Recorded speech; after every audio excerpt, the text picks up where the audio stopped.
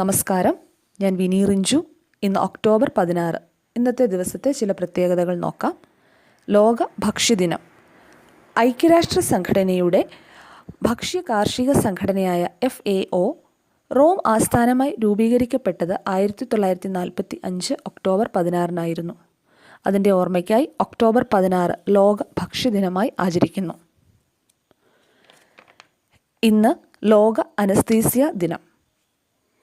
സംവേദനശേഷി താൽക്കാലികമായി ഇല്ലാതാക്കുന്ന അവസ്ഥയാണ് അനസ്തീസിയ എന്ന് പറയുന്നത്.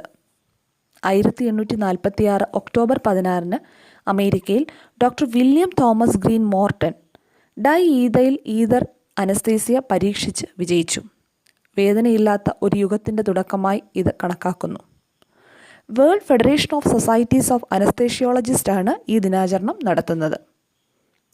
കർണാടക സംഗീതത്തിലെ സംഗീതാചാര്യൻ ചെമ്പെ വൈദ്യനാഥ ഭാഗവതർ അന്തരിച്ചത് 1974 ഒക്ടോബർ 16 കേരളത്തിലെ മഹാകവിയും കേരള കലാമണ്ഡലത്തിൻ്റെ സ്ഥാപകനുമായ വള്ളത്തോൾ നാരായണ മേനോൻ ജനിച്ചത് 1878 ഒക്ടോബർ 16 വൈസ്രോയി കേഴ്സൺ പ്രഭു ബംഗാൾ വിഭജനം നടത്തിയത് 1905 ഒക്ടോബർ 16 താങ്ക് യു.